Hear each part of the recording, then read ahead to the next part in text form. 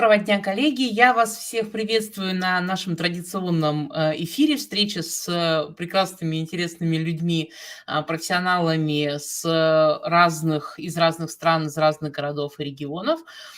И сегодня мы будем говорить с Линн Уолш, мы будем говорить о взаимодействии с аудиторией и связи того, как мы знаем нашу аудиторию, как мы с ней коммуницируем, связи вот этих наших действий с успехом, авторитетом, трафиком и деньгами, которые мы зарабатываем. Я напомню, как мы с вами работаем. Вы смотрите эту трансляцию в Фейсбуке и на Ютубе. Вы можете писать свои вопросы, которые здесь у меня собираются в одну общую ленту, и я буду периодически эти вопросы встраивать в наш разговор, и в конце нашей встречи обязательно будет время для того, чтобы Линн ответила на ваши вопросы. Я представляю и нашу прекрасную переводчицу Ольгу Кравцову, которая нам помогает каждый раз с переводом. И ну что, давайте начнем, давайте погрузимся в эту тему. Линн, Ольга, the stage is yours. Thank you. Can you hear me as well? Great. So Lynn, Oksana introduced you very briefly that we'll talk today about building an engaged news audience and explain that people can ask questions. So they're watching us both through Facebook and YouTube. So you can start your presentation. Great. Thank you so much. As Oksana and Olga said, we are going to talk about building an engaged news audience. First, just a little bit about myself. I have 15 years of experience in journalism, primarily broadcast, online, and investigative. I am the past national president and ethics chair for the Society of Professional Journalists. Currently, I am also an adjunct professor and the assistant director of Trusting News. Спасибо большое. Как сказала уже Оксана и как сказала Ольга, мы сегодня поговорим о том, как строить, как выстраивать аудиторию, которая вовлечена в обсуждение и узнавание новостей. Я немножечко расскажу о себе. У меня 15 лет опыта в журналистике. В основном это вещательная журналистика, онлайн-журналистика и расследовательская. Также я была президентом по всей стране и этическим председателем по этике сообщества профессиональных журналистов. Также я вице-директор или заместитель директора проекта, который называется Trusting News, то есть доверие к новостям. И также я преподаватель, я доцент в университете, который преподает журналистику. And so today what we're going to talk about when we talk about building an engaged audience, I want to go over why it's important to engage. I want to talk about how you can better understand your audience. We're also going to talk about how to build a feedback loop. So a feedback loop is when you're asking people for feedback, you're hearing from them, and then you are actually sometimes acting on that feedback or changing what you do based on that feedback. И сегодня, поскольку мы будем говорить про вовлеченную аудиторию, про вовлечение аудитории, сначала мы поговорим о том, почему, собственно, следует вовлекать аудиторию в то, что вы делаете, как лучше понять аудиторию и ее потребности, и как выстраивать такой цикл обратной связи, когда вы что-то даете своей аудитории, но что-то и получаете в обмен, какую-то информацию получаете и от нее. And we also will talk about what are best things to share to build an engaged audience. And I also will have some other tips and best practices for using platforms like Twitter, like Facebook, and Instagram. И также мы обсудим, чем лучше делиться с своей аудиторией, да, чтобы ее вовлекать в процесс потребления новостей. И я расскажу вам про некоторые рекомендации и самые лучшие примеры из практики, когда мы вовлекали Twitter, Facebook и Instagram для работы с аудиторией. Используем. And so when we talk about why it's important to engage, something that we like to talk about at Trusting News is, the point of journalism is to create content that people trust and that people will believe. And if you think about who you trust, these are generally people that you have relationships with. And so how can we build a relationship with our users, with the people in our community? Когда мы говорим о вовлечении аудитории, мы говорим о доверии, которое аудитория к нам испытывает, да, которое мы зарабатываем аудиторией. Если мы подумаем, кому мы доверяем в обычной жизни, да, то это обычно те люди, с которыми у нас есть некие взаимоотношения. И вот то, как построить со своей аудиторией взаимоотношения, какими должны быть эти взаимоотношения, мы сегодня обсудим. Can you make it shorter a little bit? Okay. And when we talk about building that relationship, that's going to involve conversation. It's going to involve responding to people. And yes, we know this takes time, but it's never mattered more than right now. И когда мы говорим о построении взаимоотношений, о построении отношений с кем-либо, да, мы говорим об обратной связи, мы говорим о диалогах, о вовлечении в некую беседу, об отзывчивости, то есть мы даем какую-то обратную связь человеку, с которым мы ведем диалог, и мы знаем, что это занимает время, но никогда это еще в истории не было таким важным, как сейчас. And so when we talk about why engaging, we talk about how journalists need to participate in conversations about their work. So we need to make that effort to connect with the public. And that means asking the public how we're doing and listening to what they are saying. И когда мы говорим, что журналистам нужно вовлекаться в беседу, в диалоги со своей аудиторией о том, в чем состоит работа журналиста, и когда мы как бы предпринимаем некие усилия, чтобы соединиться со своей аудиторией, чтобы войти с ней в диалог, мы спрашиваем, да, как они там поживают, как у них дела, и мы слушаем ответ. And so how can we do this? Basically, the questions that we want to talk about when we're asking how to engage is how can you host a better community conversation? How can that conversation be constructive and not destructive? Когда мы вовлекаемся в диалог, опять же, с аудиторией, когда мы спрашиваем, как у нее дела, и слушаем ответ, как мы это вот фактически делаем, и об этом как раз у нас сегодня будет разговор, как организовать такое пространство для общественного диалога, для общественного обсуждения, и как это обсуждение, которое сейчас происходит повсеместно онлайн, как сделать так, чтобы оно было конструктивным, а не деструктивным. And then the last question that we like journalists to answer is, how do journalists know what their communities need and what their communities think of them as journalists and of their reporting? И третий вопрос, который мы сегодня обсудим, и на который журналисты должны дать себе ответ, откуда они знают, что нужно их сообществу, их аудитории, что она как бы от них ждет, и что она о них думает. And so how you're going to do this is you're going to create conversations around your work. You also are going to hear from your communities. You're going to respond publicly. And you're also going to identify some roadblocks that get in the way of getting that feedback. И каким образом журналисты вовлекаются в диалоги, в обсуждение со своей аудиторией? Это рассказы о работе, диалоги о журналистике и о том, что важно для журналистики.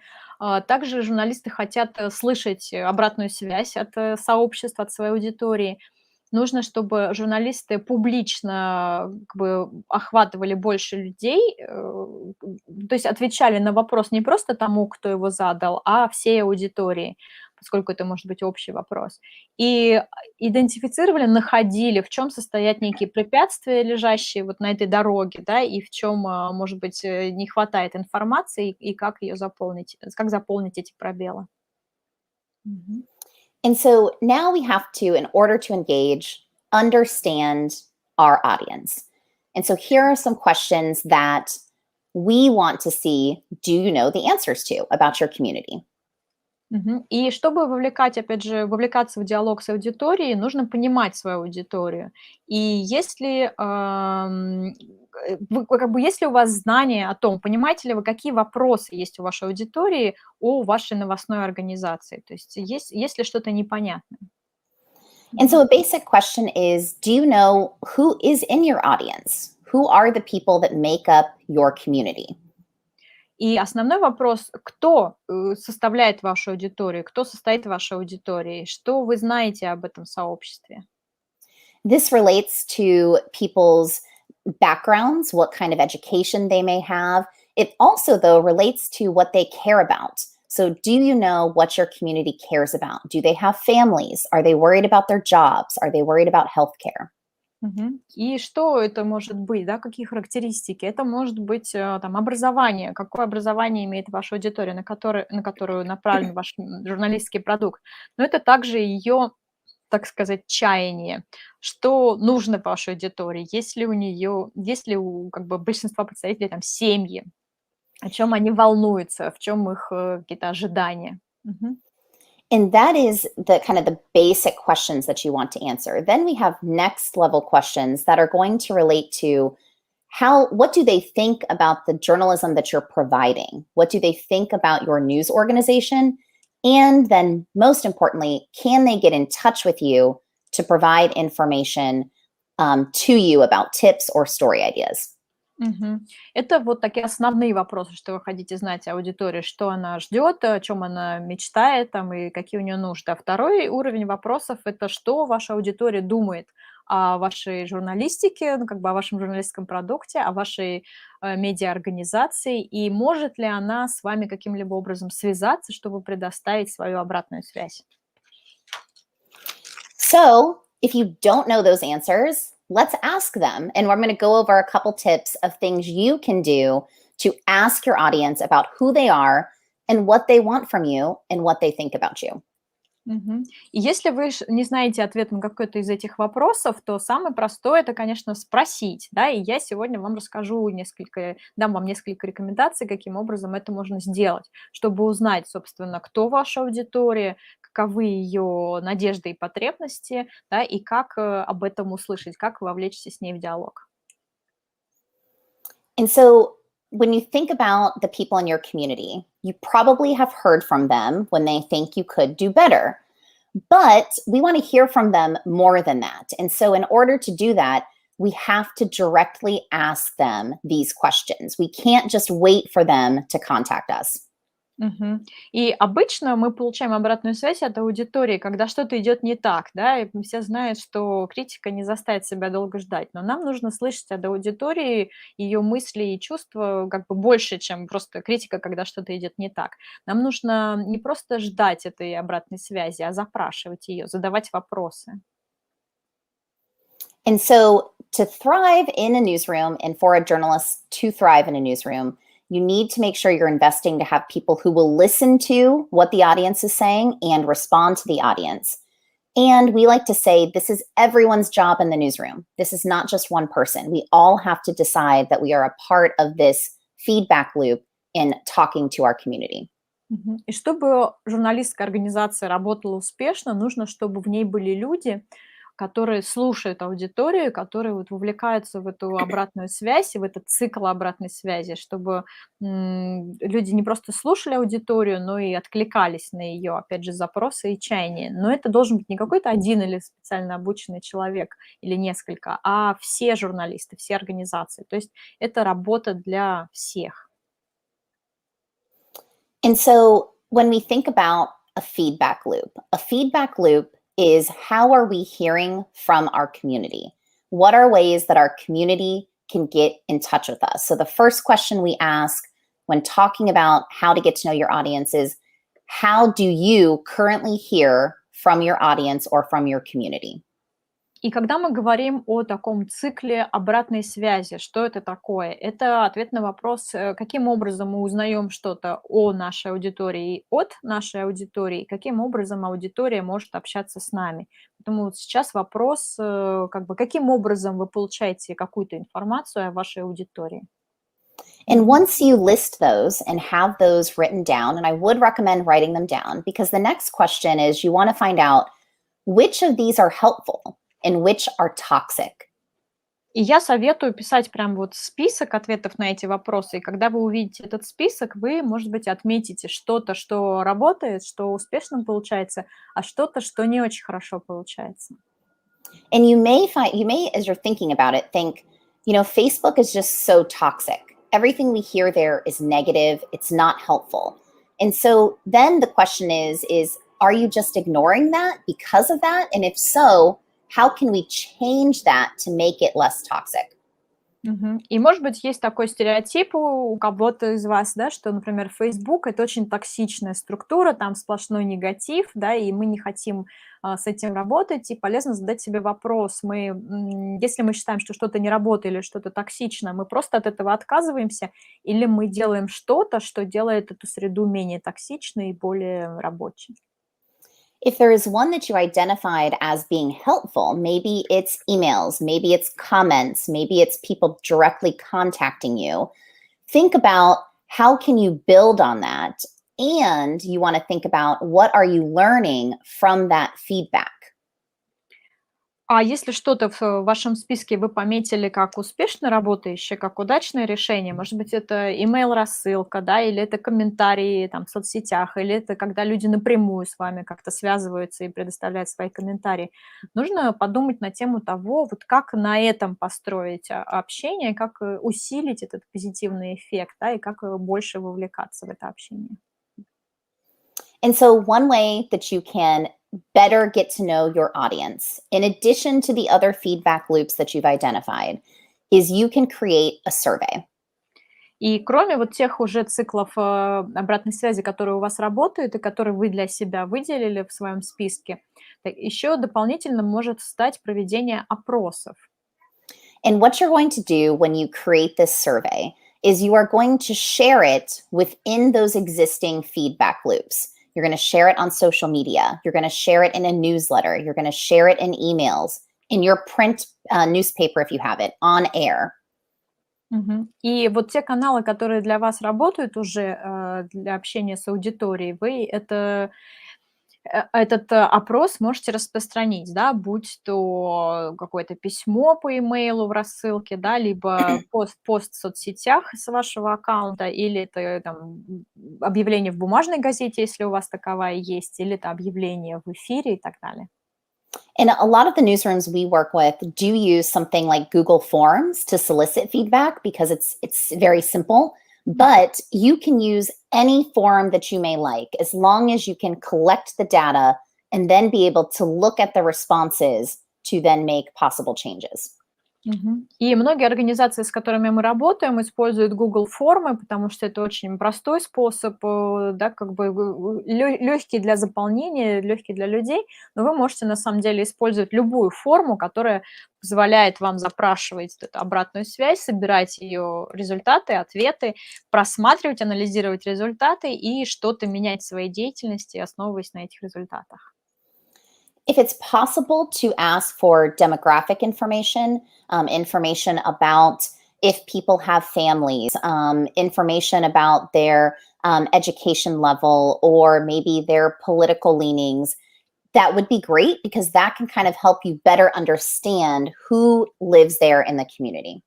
Мгм. Если возможно, полезно информацию такую собирать об аудитории, как есть ли у них семьи, из кого семьи состоят, каков образовательный уровень у вашей аудитории, да, каковы, может быть, политические предпочтения и пристрастия. Все это даст вам полезную информацию для того, чтобы составить такую картинку о вашей аудитории. Мгм. And so when you create the survey, we recommend questions being one of two types. One that is scale-based, which asks readers to rate something from like 1 to 10 or 1 to 5. Мгм. Когда мы рекомендуем, как бы какого типа вопросы задавать, мы рекомендуем два вида. Один — это вот такая шкала, может быть, от 1 до 10, от 1 до 5, где вы предлагаете человеку оценить, в какой степени там справедлив ответ на этот вопрос. Мгм. The other type of question we recommend is an open-ended question. And an example of that might be you ask them, what frustrates you most about our news coverage? Another question might be, what types of stories would you like to see us cover more? Мгм. И второй тип вопросов, который мы рекомендуем задавать, это открытые вопросы такого плана, как, например, что вам не нравится, что вам кажется, чего вам кажется не хватает в нашем нашем освещении новостей, например, какого типа истории вам хотелось бы видеть больше? Такого плана вопроса. And so this is an example of a survey that a newsroom in Philadelphia did. And they actually did this survey very specific to a story about COVID and children returning to school. Вот пример опроса, который провела новостная организация Филадельфии. Он касался узкого вопроса возвращения детей в офлайн школы после пандемии, после карантина. And when you put out a survey or questions like this to your community, it is a good idea to tell them what you are going to do with it and if the information will be confidential or if you're going to use it in your coverage. И полезно, конечно, когда вы проводите опросы, предупреждать читателей, вернее, вашу аудиторию, что вы сделаете с этой информацией, как вы ее будете использовать, войдет ли она, например, в новостной репортаж, или она останется конфиденциальной и так далее. То есть будьте прозрачны. And so at the top of this survey, they explain that if you are okay with them publishing your answer, let us know. And they have a box where people can do that. И вот здесь в шапке опроса там как раз объясняется, что если вы не возражаете против того, чтобы мы ваш ответ использовали в репортаже, пожалуйста, известите нас об этом, и для этого есть специальное место, где можно поставить галочку. They also say, though, that the form is confidential. And if you don't want your answers published, they will not do that. And they absolutely also will not publish your contact information. И также они извещают аудиторию о том, что на самом деле этот опрос конфиденциальный, да, то есть если вы не помечаете галочкой, что вы готовы поделиться с общественностью своими ответами, то это останется просто конфиденциальной информацией, и ни в каком случае компания не будет делиться вашими контактами, контактной информацией, которую вы указали. And so surveys can be a great way to get a basic understanding about your audience just in general, to know who they are, what they think of your news organization. And that type of survey can be done once a year, maybe every other year. И такие опросы – это очень хороший источник информации о том, опять же, из кого состоит ваша аудитория, о чем она думает, что она чувствует, что она думает по поводу вашей новостной организации, вашей журналистики. И эти опросы можно проводить, например, раз в год, а иногда даже раз в 2 года. But surveys can also be really helpful when it comes to particular stories you are focusing on. Maybe it's COVID-19, maybe it's an election, maybe it's something else that's going on in your community, and you really want to know where are people's thoughts, what do they care about, and what do they want to know more about. Но такие опросы можно проводить и на более узкие темы, например, по поводу COVID-19, да, или по поводу возвращения школьников в школы. То есть, опять же, вы можете узнать, в чем состоят ожидания вашей аудитории, что ей нравится, что не нравится, на что она надеется и так далее. And the reason we're asking those questions is so that we can create content that's going to better serve the community. For years, it seemed that journalists would just pick the stories they're covering without a lot of feedback from the community. И цель таких опросов, собственно, узнать, что думает аудитория, да, и что ей нужно, и предоставить ей этот контент, так сказать, в ответе на ее запрос, потому что многие годы журналисты сами выбирали темы для своих репортажей, и, так сказать, это не всегда совпадало с тем, что аудитория от них ждет. Well, now we can easily hear from our community, so we should be asking them, how can we better serve them? And a survey is a great way to do that. А сейчас нам достаточно легко получить ответы нашей аудитории, легко задать ей свои вопросы, поэтому мы должны этим пользоваться и вовлекаться, опять же, со своей аудиторией в диалог. But there are other ways that you can ask for feedback, and one of them is through social media. And creating a social post that specifically asks them for feedback about a particular story or your overall journalism. И опять же, это не единственный момент, не единственный способ, как можно спросить аудиторию и получить у нее ответы. Можно, например, сделать пост в социальных сетях, да, прямо запрашивающий обратную связь, да, расскажите нам, что вы о нас думаете, что вы думаете о нашей журналистике и так далее. And so in this post, what a newsroom did is they said, we know it can be tough to keep up with information right now, but we want to be a trusted source. So how can we be better worthy of your trust? And what questions do you have about how our newsroom operates? И вот как раз пример такого поста в социальных сетях, когда новостная компания написала, что мы знаем, что сейчас трудные времена, сейчас сложно следить за новостями, сложно, может быть, обрабатывать информацию, но мы хотим, чтобы мы были самым таким источником информации, который пользуется вашим доверием, самым близким для вас источником информации. Поэтому нам интересно знать, что вы думаете, интересно знать, слышать ответы на наши вопросы. This approach is also really great for a complicated issue or one that might be controversial. And after you publish your story and you share it, you can ask people, what else do you want to know? Are there any voices I missed? What else should I add? Еще хорошо срабатывает запрос об обратной связи, когда вы публикуете какой-то репортаж, который вызывает неоднозначное, может быть, мнение или ощущение, да, и после того, как вы его опубликовали, вы можете спросить, чего вам здесь не хватило, да, что бы вы еще хотели узнать, чем бы вы хотели бы дополнить эту информацию. And we're going to talk about what to do when you get that feedback later on in the presentation. But the first step that you're doing is you're asking for it, we're going to look at it, and then we're going to potentially act on it. И мы еще поговорим, какие конкретные шаги можно сделать, собственно, с этой информацией. Но вот первое и такое самые крупные шаги, которые можно сделать, это запросить информацию, получить ее, посмотреть на нее, да, и перевести эту информацию в некие ответные действия. And so this is an example of including that question in a daily story. And this is something that a news organization did. And as you can see, it's just a shaded box added to the story where they say, what additional questions do you have about this festival? И вот как раз мы видим пример. Здесь такой серый квадрат, как прямоугольник, да, вписан в статью, где задается вопрос, что вы думаете об этом фестивале, да, который был освещен в статье, что бы вам еще хотелось узнать. Если у вас есть вопросы, идеи, вы можете написать вот по этому email.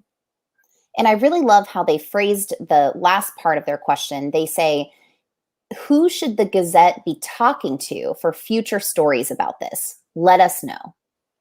И мне нравится, как они сформулировали здесь вопрос. С кем, как вам кажется, газета, так она называется, должна поговорить по поводу этих проблем, по поводу этих вопросов?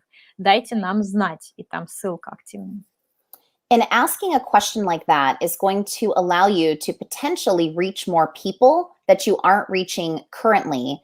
And it's going to increase your number of sources and the people you cover in your journalism.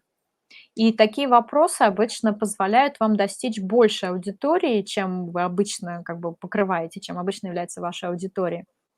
Потому что это вовлекает больше источников информации. And that can create more diversity. It also can increase the number of people who are consuming your content and hopefully subscribing, supporting, and paying for it. И это увеличивает как количество людей, которые потребляют ваш журналистский продукт, и в идеале, которые за него платят, да, которые готовы его покупать. So now we've talked about why it's important to engage, how to understand your audience. Now we're going to talk about you've put out that survey, you have the answers. How do you now build that feedback loop that is constant? Вот мы поговорили о том, почему важно вовлекать аудиторию в диалог, в обсуждение, да, и вот мы запустили некий опрос, получили на него ответы, и что мы делаем с этими ответами теперь? So one thing we have to keep in mind is that we as journalists have good intentions. We are here to serve the public, but that doesn't always automatically mean that our community is going to trust us. And so that's why we have to build these relationships and create this feedback loop. И мы должны помнить, что мы, журналисты, всегда имеем хорошие намерения, благие намерения, да. Мы хотим служить нашей аудитории, служить обществу и сообществу. Но благие намерения не означают автоматическое завоевание доверия. Поэтому для вот этого завоевания доверия нам нужно как раз вовлекаться в обсуждение. And so it's also important to be honest that all of the information out there that people are consuming doesn't deserve trust. And that sometimes we make mistakes too. So it's important to keep that in mind when we are talking about journalism, that we sometimes have to admit that not all journalism is good journalism. But here's how we try to be good journalists.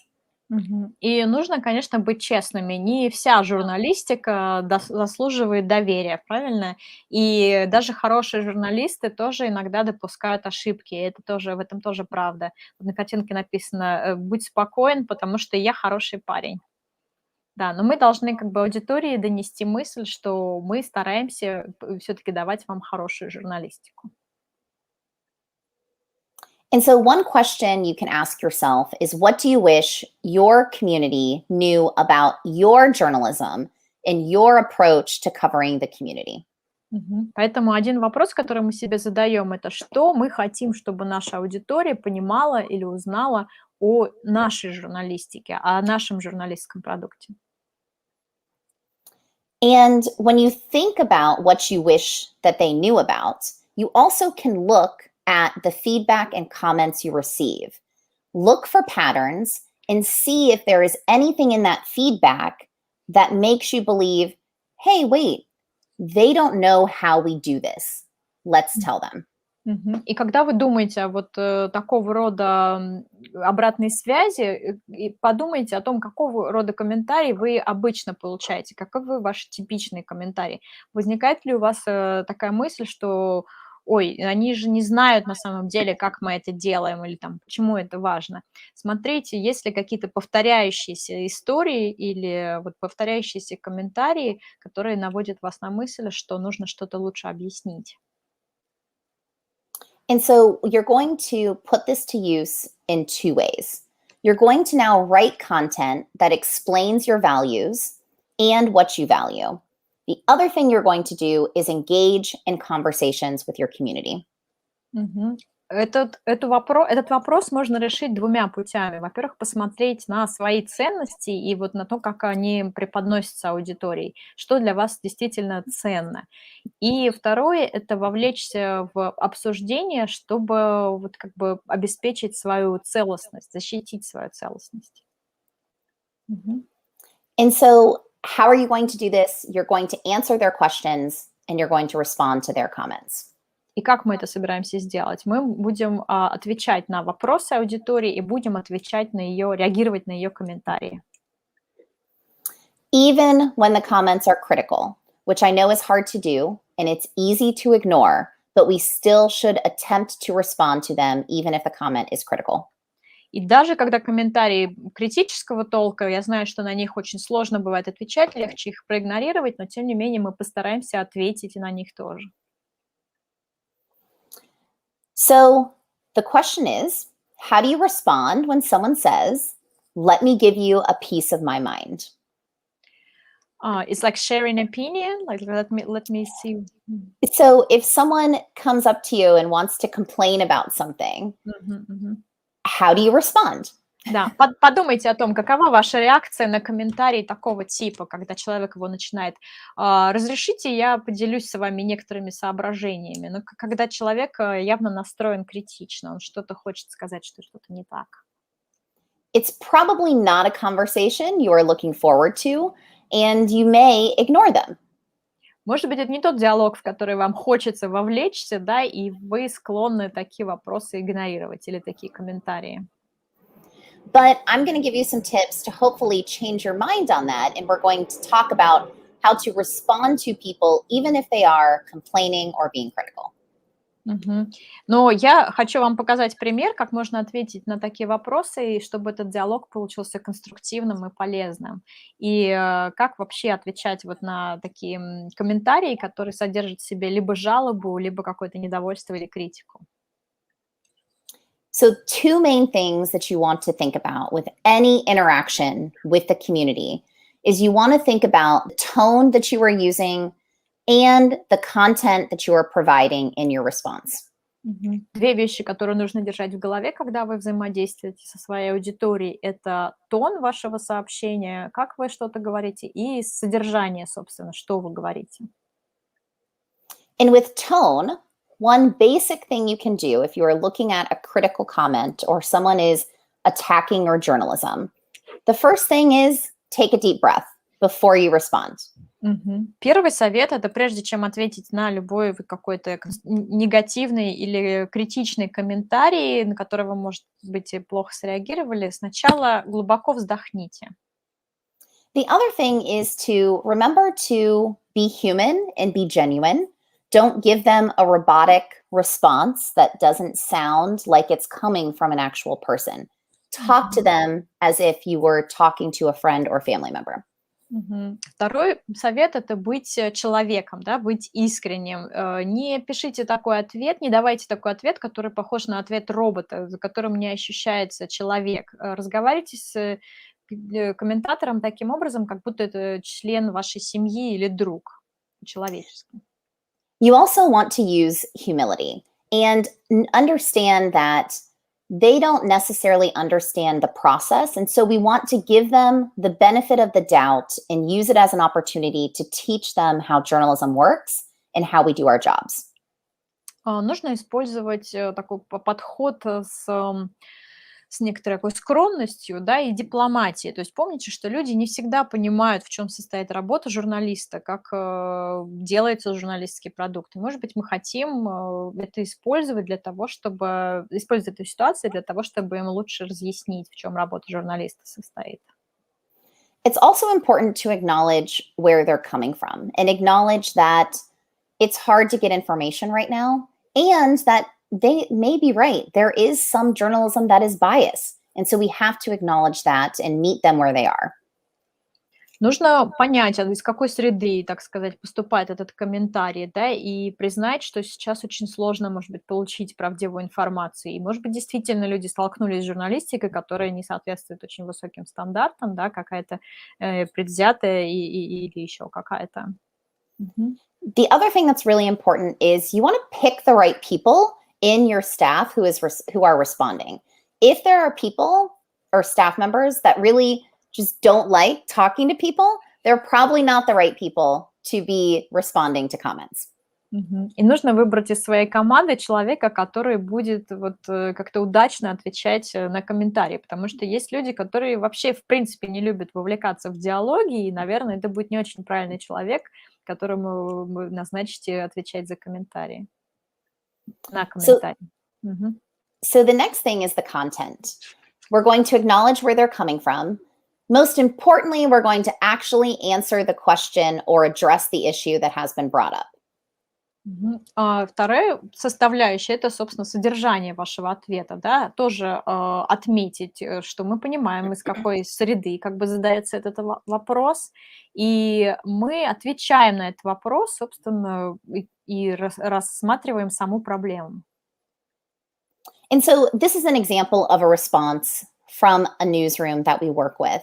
And you can see that he says when he first responds, we hear how frustrating and biased political coverage can seem. So they're meeting the commenter where they are.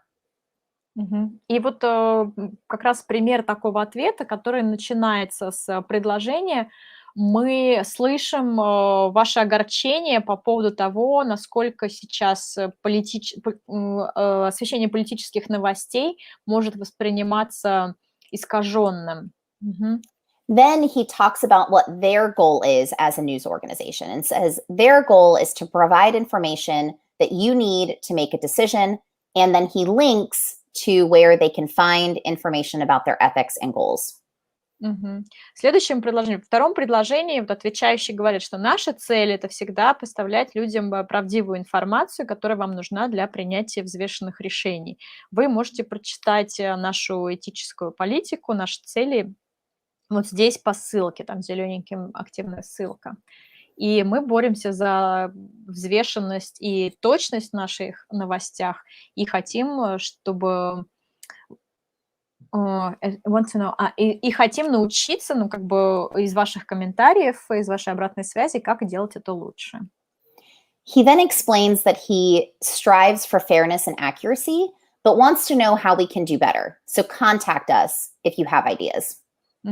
И поскольку мы хотим сделать свою работу лучше с помощью ваших комментариев, пожалуйста, смело пишите мне и предоставьте еще более детальную обратную связь вот по такому-то адресу.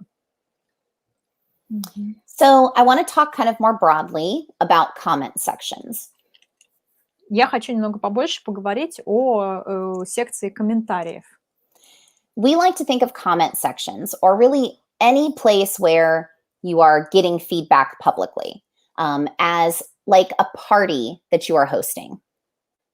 Обычно мы как-то думаем о таких местах, там, где вот все могут оставлять публичные комментарии на журналистскую работу, как некая вечеринка, которую организуют журналисты, куда каждый может прийти. And when you throw a party, you don't just get a bunch of alcohol, get a DJ, open the doors, let everyone in, and then walk away. Да, и когда вы организуете вечеринку, вы не просто там как-то подготавливаете алкоголь, да, и там открываете двери для всех желающих и уходите с этой вечеринки. If you're the host, you stay there the entire time. You're helping people get a plate. You're helping them, show them where a bathroom is. You might also be helping someone who's had a couple too many drinks, get a cab, or tell them to leave the party because they're maybe getting a little out of control. И когда вы хозяин, организатор вечеринки, вы, естественно, не уходите с нее, вы остаетесь на протяжении всего времени, которое она идет, и вы помогаете людям в процессе. Кому-то нужна там тарелка дополнительная, кому-то нужно показать, где находится туалет, кто-то, как вы чувствуете, там перебрал, ему нужно сказать, что пора бы, может быть, вам уйти, да, потому что ваше поведение становится неконструктивным, кому-то нужно вызвать такси для того, чтобы его увезли домой.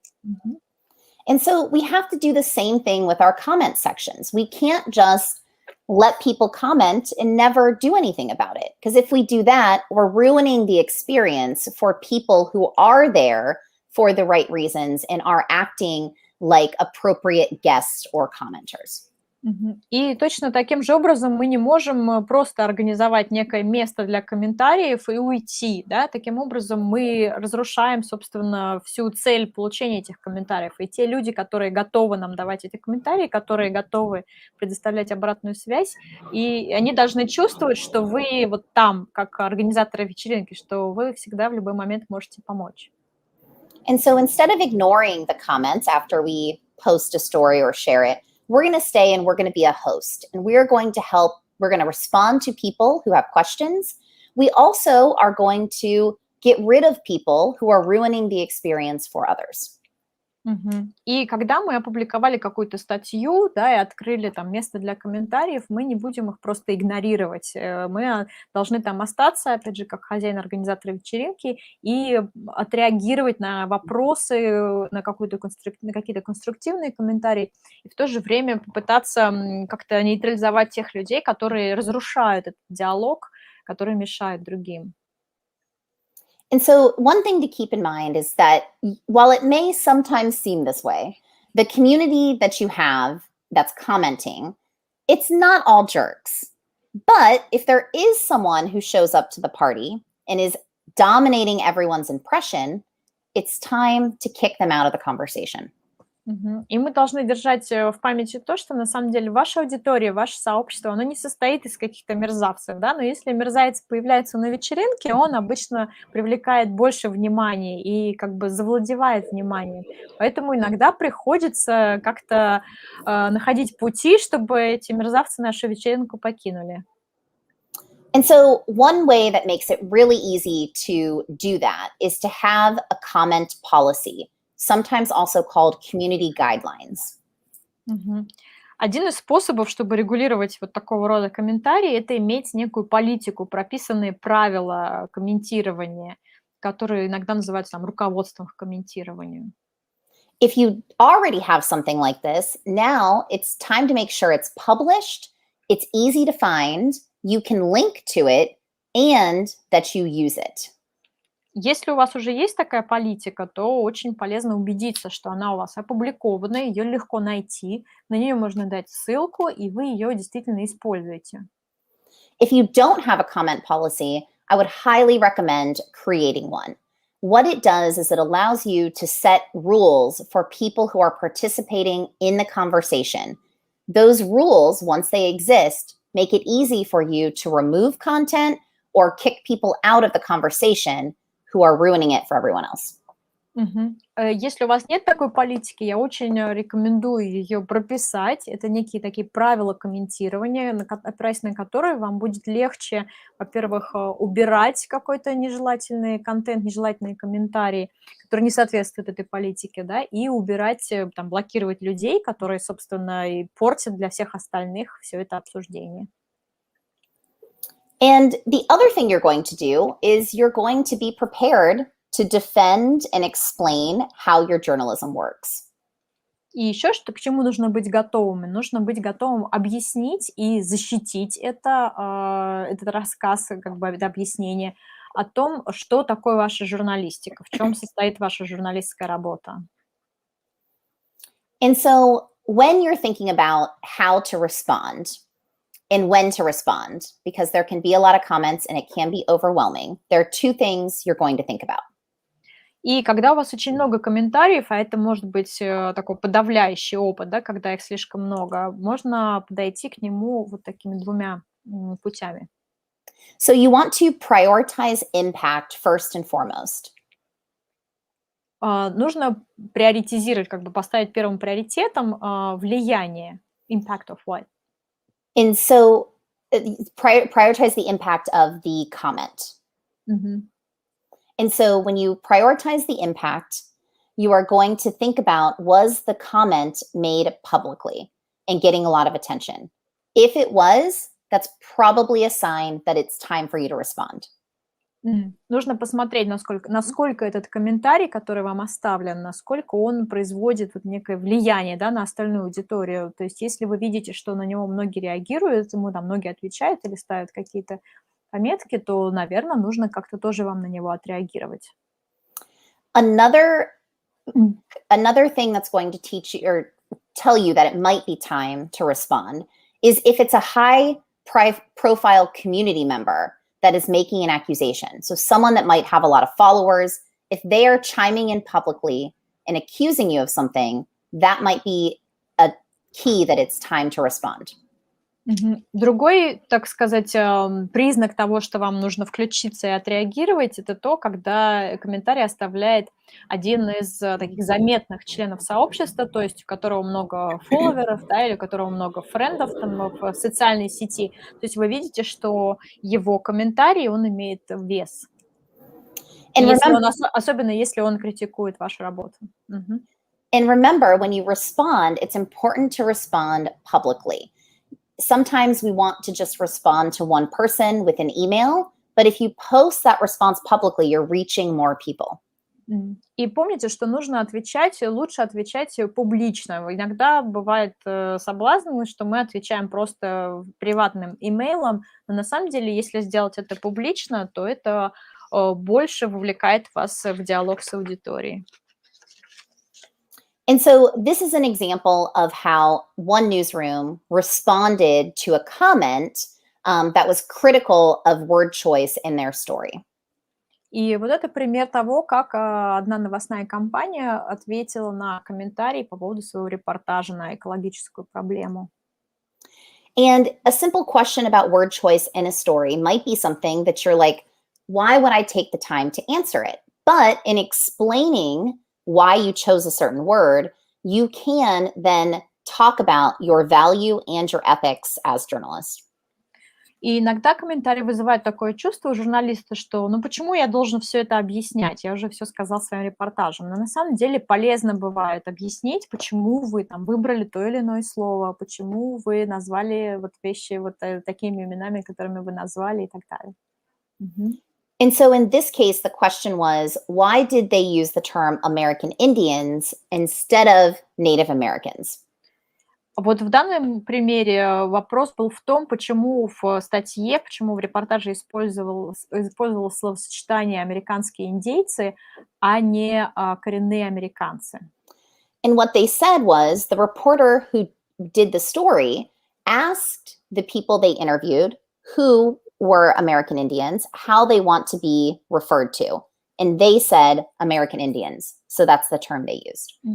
И ответ был в том, что репортер, который делал этот репортаж, он, собственно, спросил у героев своего репортажа, каким образом правильнее их называть, как они хотят, чтобы они были названы в репортаже. И они сказали, что мы хотим, чтобы нас называли американскими индейцами. And so why this is important is because most people just assume that journalists just are making up decisions without any context. But we actually are being very thoughtful. And we're often asking our community what they prefer or how they would like to be referred to. And that's why we use those words. И почему этот ответ был важен? Потому что иногда аудитория как бы подразумевает или заключает по умолчанию, что журналисты вот просто они придумывают какой-то термин и используют его такой, какой им удобно. А на самом деле журналисты часто как раз внимательно относятся к таким вопросам. И они, собственно, спрашивают у героя репортажа или аудитории, как вам хочется, чтобы мы правильно, грамотно называли вас в репортаже. And the other thing is that when you do this and you take the time to listen, it can pay off. И когда вы уделяете время тому, чтобы слушать, чтобы прислушаться к своей аудитории, это всегда окупается. In this example, a commenter had a question about the experts they use to talk about guns.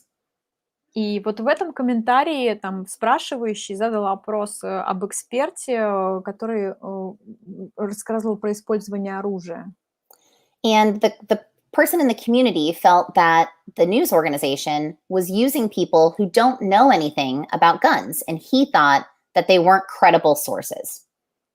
И читатель этого репортажа посчитал, что репортеры не обратились к настоящему эксперту. Они спрашивали людей, которые на самом деле не очень разбираются в вопросе, и, соответственно, этот источник информации не очень такой, не слишком внушает доверие. And so the journalist responded and said, "Hey, thank you for the feedback. If you know of any other people we should be talking to, please let me know." И репортеры ответили в таком духе, что спасибо большое за вашу обратную связь. Если вы можете порекомендовать каких-то экспертов, то, пожалуйста, порекомендуйте. Мы с благодарностью с ними свяжемся. And so the person sent him and connected him with two other people who he could use in stories who are gun experts. And now the newsroom has two more experts to use and call on for their stories about guns. И действительно, этот комментатор посоветовал репортерам двух новых экспертов, и теперь у них в арсенале два новых источника информации, которые могут комментировать рассказы и репортажи про использование оружия. And so the other thing is maybe you answered something in a comment and you felt like it was a really good question that someone had and you gave a really good explanation. И представьте, что есть такая ситуация, и вам кто-то написал комментарий, вы написали какой-то ответ, и вы очень рады тому, какой вопрос был задан, и как вы на него ответили.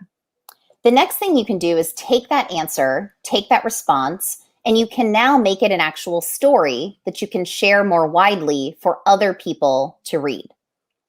И можно взять вот этот комментарий и ваш ответ на него и сделать тоже из него свой репортаж, который, опять же, можно опубликовать на более широкую аудиторию, чтобы она достигла более широкой аудитории.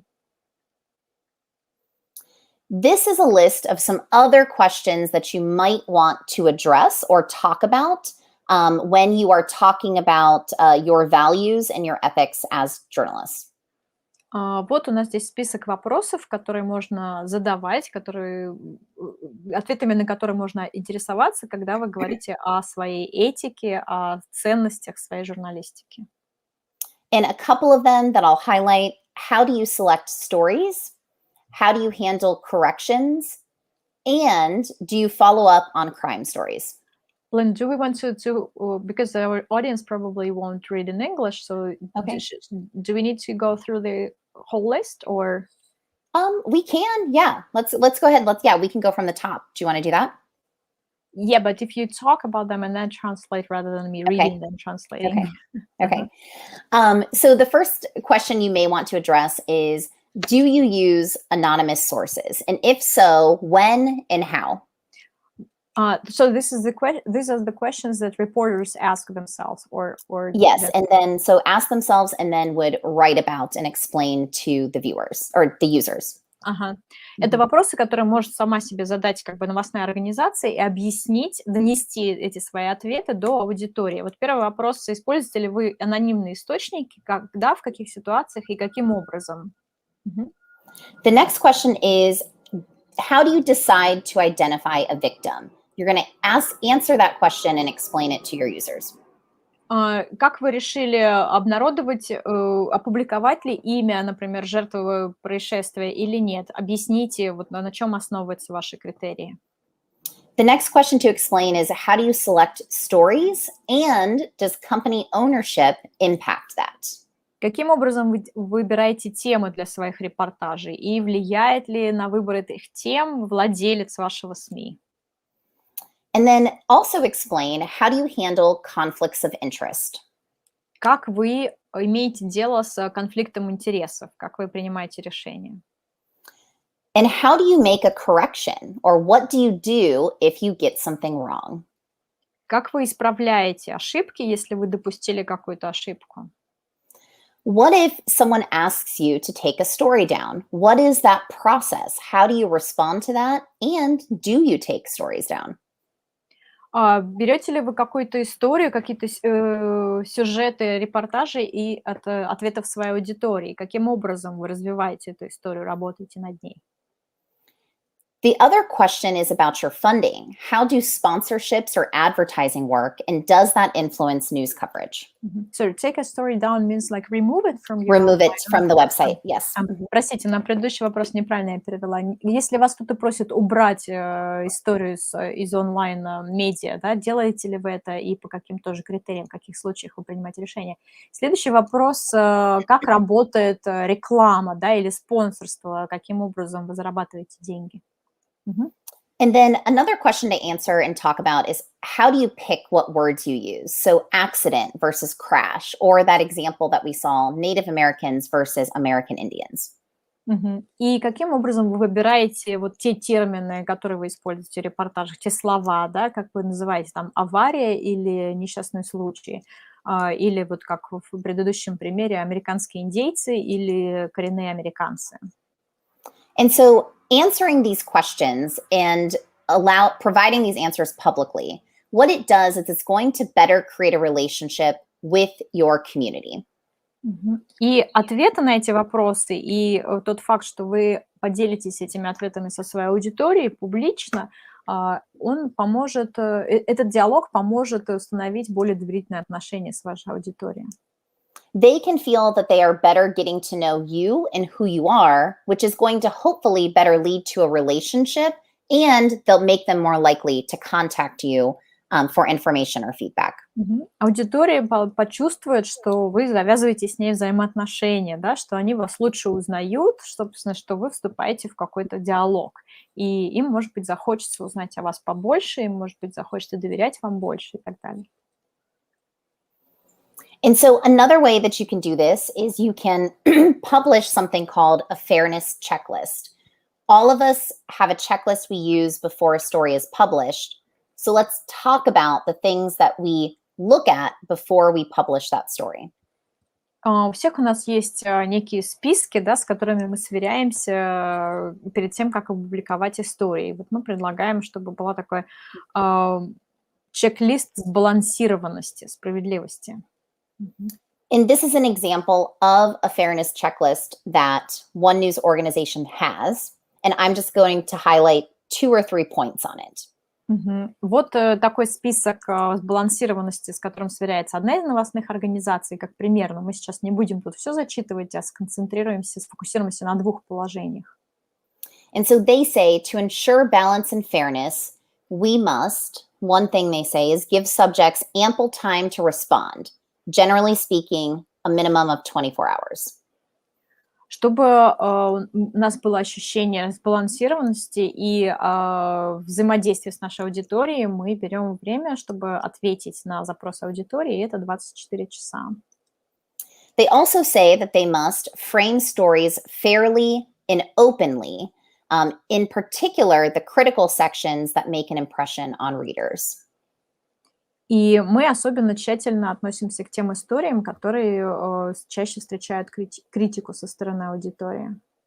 They also say that they must ensure that word choices and overall tone of stories are fair and neutral.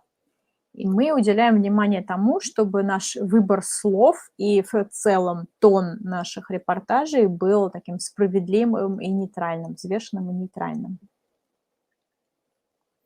Something else you can do to build that feedback loop and build a relationship is to talk about your mission as a news organization.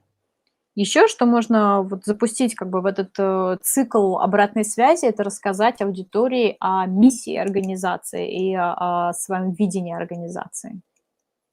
And one way to do that is to make your mission, if you have a mission statement, make that public. Also, it would be great if you can share information about who the individual journalists are. И полезно, если у вас есть прописанная миссия, опубликовать ее на вашем сайте, чтобы люди могли прочитать. А также полезно, когда вы рассказываете истории про каждого журналиста, как про индивида. And I know sometimes there are privacy concerns, which you may not want to make a lot of information public. But if there's any little bit of information that you can make public so the community can see that this is a real person, that can be helpful. И я знаю, что есть вопросы конфиденциальности, да, то есть есть вещи, которыми мы не хотим выходить, с которыми мы не хотим выходить на публику, да, но все, что вы можете опубликовать, все, что вы можете рассказать вашей аудитории о конкретных людях, о тех журналистах, которые у вас работают, это все придаст человеческий такой взгляд и тоже будет работать на взаимоотношения. Something else you can do is talk openly about what your values are. In this example, a news organization very publicly on Facebook says, "We hate fake news too." И очень важно, когда вы публично делитесь своей аудиторией, каковы ваши ценности, вы рассказываете, каковы ваши ценности. Вот это пример, когда опубликовали на странице, мы тоже ненавидим fake news, да, это вот News Tribune опубликовал в Фейсбуке. And when they say, "We know fake news culture is real, but we don't want to be a part of it. So instead, our mission is to invest in facts." И они говорят, что мы знаем, что фейковые новости распространены, мы тоже их ненавидим, и наша задача инвестировать там время и силы в настоящие факты. Another thing is you can talk about what your focus is. And in this case, the newsroom talks about how their focus is on what local stories do you want to see in our area of town. И еще один способ как бы взаимодействовать со своей аудиторией, завязать с ней диалог, рассказать, каковы ваши приоритеты, каковы ваши интересы. Если это местные, например, какие-то истории, если вы местная новостная организация, локальная, региональная, да, вы можете спросить читателей, про что вам интересно было бы узнать, прочитать, да, про что мы должны сделать репортаж, чтобы вам он был интересен. Another thing you can do is use Instagram, Facebook, or other social media platforms to highlight who you are by maybe doing a story about your mission or doing a story about your journalist. Можно в соцсетях, например, в Фейсбуке или Инстаграме или еще в какой-то социальной сети сделать специальный репортаж собственно, о своей новостной организации, своей журналистской организации. Рассказать, кто вы, чем занимаетесь, почему вы этим занимаетесь, что для вас важно. Something else that you can talk about is why does your work cost money and why does it have value? Еще вопросы, на которые вы можете порассуждать вместе со своей аудиторией, рассказать, почему ваша работа стоит денег и почему она ценна, почему она имеет ценность. In this example, one of our newsrooms actually talked about why they are journalists, and then in addition to that, asked for people to subscribe or donate to the newsroom. Вот одна из наших партнерских новостных организаций как раз сказала, что, вернее, журналист этой организации рассказал, почему мы работаем с журналистами, и призвал подписываться и перечислять донаты. And so in this, they have a photo of the reporter and they have his name. It says, "I'm Nick and I believe in democracy." Здесь у нас есть фото этого журналиста, да, и его как бы слова, что меня зовут Ник, я верю в демократию. And he says that nothing matters to him more than helping people understand the world they live in and holding government accountable. И он пишет, что ничто для меня не является более важным в этом мире, чем помогать людям понимать, как устроен мир, в котором они живут, и держать как бы как это сказать, призывать к ответственности властные структуры. And then he says, help me continue this work by signing up for a digital subscription. Да, помогите, пожалуйста, мне продолжить свою работу. Это мне поможет, если вы подпишетесь на нашу подписку. And so this newsroom had each of their reporters write a sentence about why they do their jobs. They then created these cards and shared them on stories throughout the website. И вот в этой новостной организации попросили всех журналистов написать буквально по 1-2 предложения, почему они стали журналистами, почему они работают журналистами, и из этого сделали такие карточки, такие истории, которые были опубликованы на их сайте. And it actually led to an increased number of subscriptions because there was this direct ask from an individual and people felt more of a connection. И на самом деле это увеличило количество подписчиков, действительно новые люди подписались, потому что вот они откликнулись на такой прямой и человеческий призыв. They also were very open about where their funding comes from and how it pays for their work. И также эта организация очень прозрачно рассказала своим читателям о том, каково их финансирование, откуда оно поступает и каким образом оплачивается работа журналистов. And being transparent about where your funding comes from can help people better understand the financial situation you are in. And data and research has shown actually can help increase people to supporting you once they realize you need money to do your work. И вот такая прозрачность в отношении источников финансирования, она всегда помогает аудитории установить тоже доверительные отношения с вами или вам отношения с ними, и часто увеличивает количество поддерживающих людей, потому что они лучше понимают, что вы делаете журналистику, она стоит денег, да, и вот такова ваша финансовая ситуация. And so the next thing we're going to talk about is what are some other things that you can share to create that feedback loop and build that engagement. И сейчас мы еще поговорим, что еще можно сделать для того, чтобы вовлечься в этот цикл обратной связи и вовлечь свою аудиторию в диалог. And so when you are sharing anything on social media or with your audience, you want to focus on the story, not the sale. Когда вы что-то публикуете в социальных сетях, да, вам нужно сфокусироваться, сконцентрироваться на самой истории, а не на том, как она будет продаваться. And so, yes, it's great to get likes, it's great to get shares, but the idea is to instead tell the compelling story, not say, please share or please like. И, конечно, всегда мы любим получать лайки, чтобы нашими историями делились, да, чтобы их репостили, но не надо... то есть это наша цель — опубликовать хорошую историю, которой хочется поделиться, а не призывать напрямую, что, пожалуйста, сделайте репост. And when you do that, you're going to want to keep in mind the platform that you are sharing to. И нужно помнить о той платформе, на которой вы публикуете эту историю, репортаж. And so for the most part on social media, less can be more and short and concise can be better. И в большинстве платформ социальных сетей, чем короче история, тем она, может быть, большего достигнет охвата, и какая-то более сжатая, менее детальная, она может на самом деле разойтись шире. And so some recommendations for time frame for how long a video should be for each platform. There are some recommendations that I will give for each of the platforms.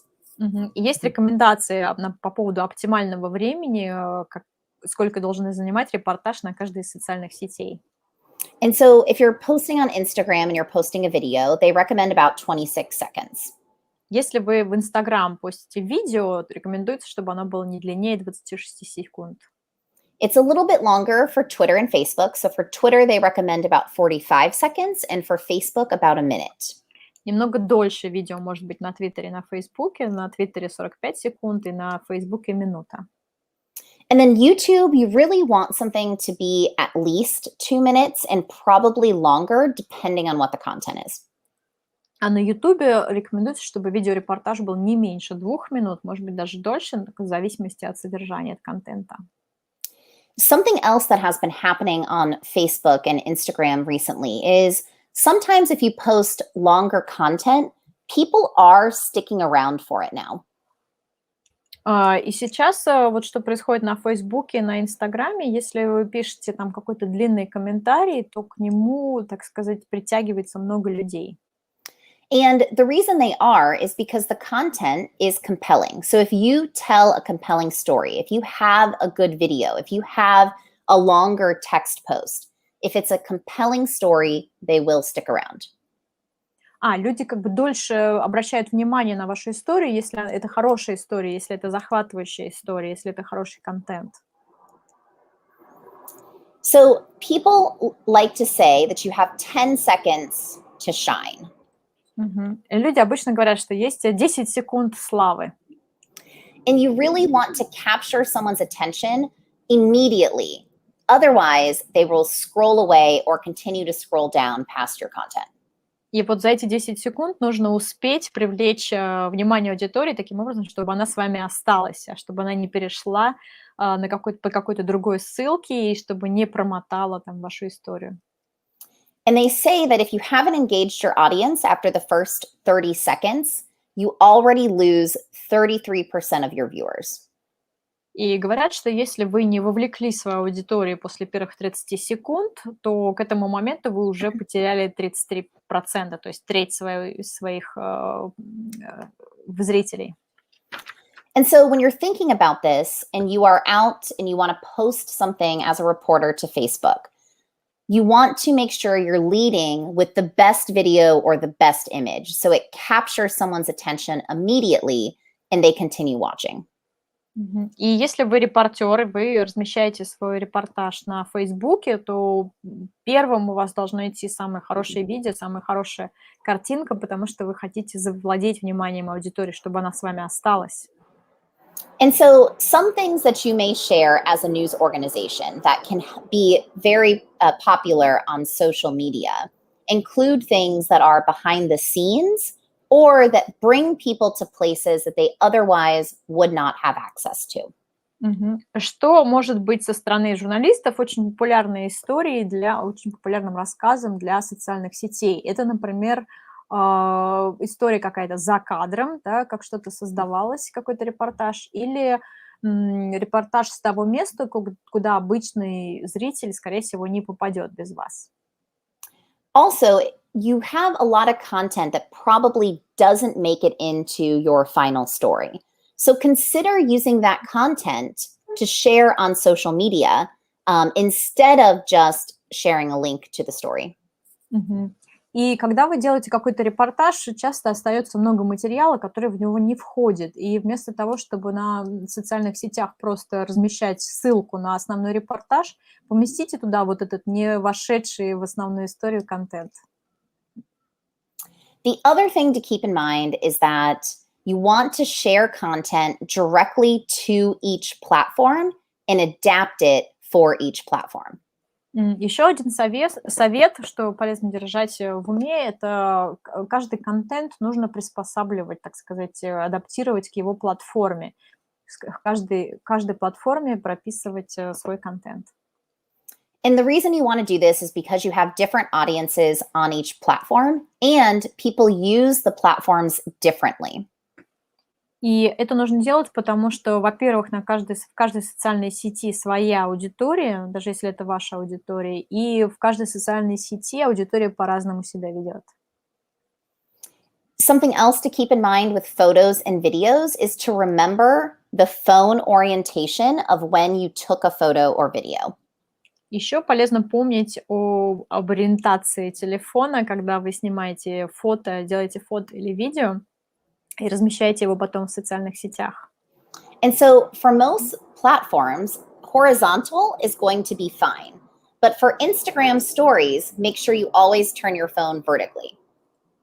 И для большинства платформ, если вы снимаете видео или фото, горизонтальное положение телефона хорошо сработает. Но если вы делаете фото для Инстаграма, обязательно держите телефон вертикально.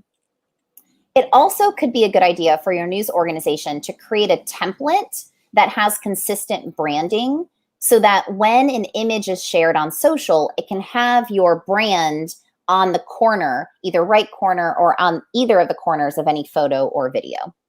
И хорошо, если ваша компания сделает такой некий шаблон, да, куда будут вписываться все, например, фотографии или видео, чтобы, когда вы загружаете фотографию или видео, в углу там был логотип вашей организации. The other thing you want to make sure that you are doing is always adding text descriptions to photos or to any post you're posting on Facebook or to Instagram or even to your own website.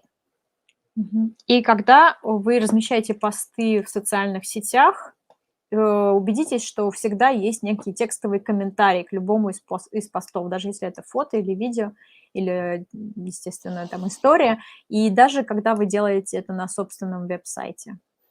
Adding these descriptions helps content be more searchable and findable on Google, but it also helps the algorithm of the individual platforms that you're posting to.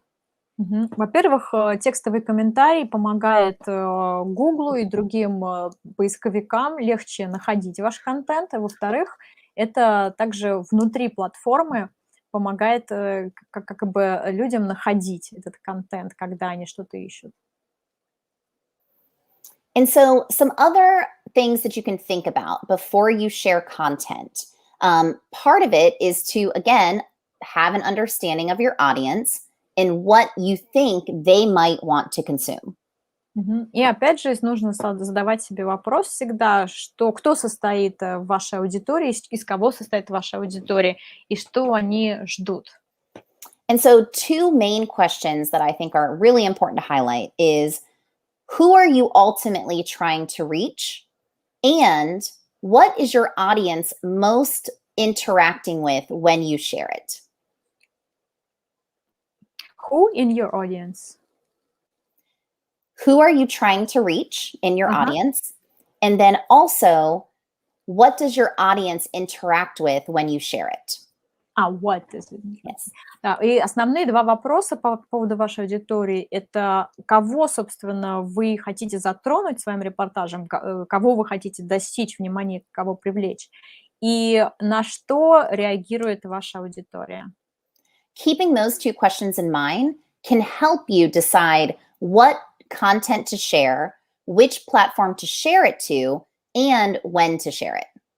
И ответы на эти вопросы помогут вам определиться, каким контентом делиться, через какую, собственно, платформу социальной сети и когда.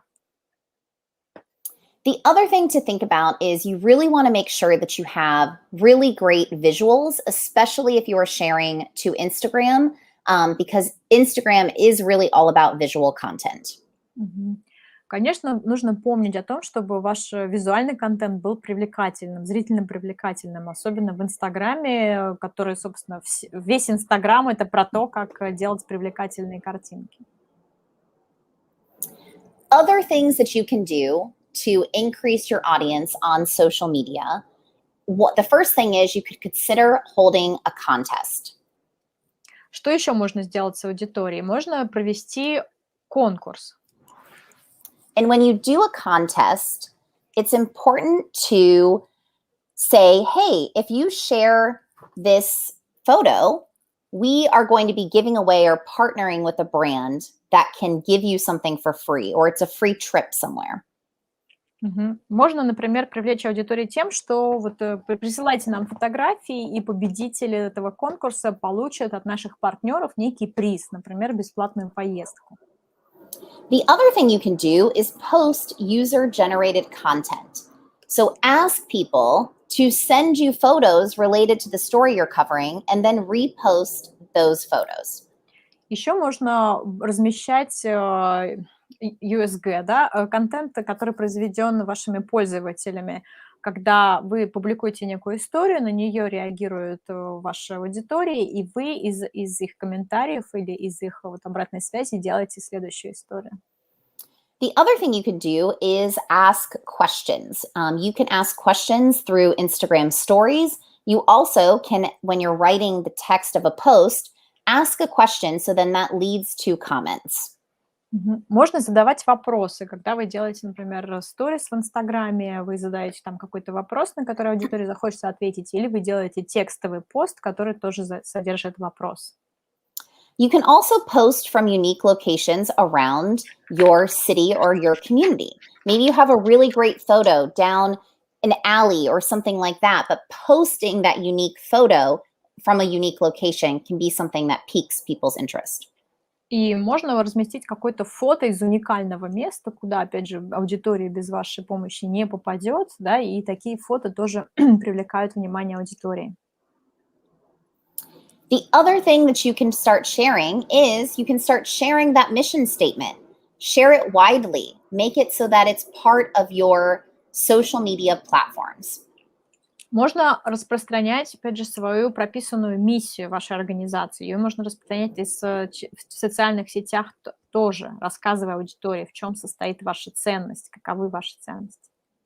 And this type of content is good to share because mission statements usually include audience-focused language. So it can be a good way for your community to see, oh, wow, they do care about us. We are a part of this community with them. Обычно в миссиях прописаны какие-то слова про аудиторию, про важность обратной связи. И как раз, когда вы этим делитесь, ваша аудитория видит, что ага, им не все равно, они о нас думают, они хотят делать что-то для нас полезное. This is an example of a news organization sharing their mission statement. Это пример, когда новостная организация поделилась своей прописанной миссией, опубликовала ее. And what they highlight is first and foremost their approach to stories, which they say they are focused on educational stories that will focus on access to a quality education for everyone. И там они подчеркнули, что основная позиция в нашей миссии – это писать об образовании и делать так, чтобы образование было доступным для людей. They also talk about how they are local. They are based in the community. Their journalists are not parachuting in to cover something. Они подчеркнули также то, что они региональная компания, локальная, местная, да, то есть это не то, что журналисты, которые приезжают, чтобы сделать репортаж и уезжают, они живут там. They also talk about how their journalists are independent, that they do not get influence from advertisers or any other kind of organization. Также они прописали положение своей независимости, о том, что они не зависят от доходов от рекламы и от других каких-то единичных источников финансов. They also mentioned that their goal is to create impact in the community and they strive for diversity.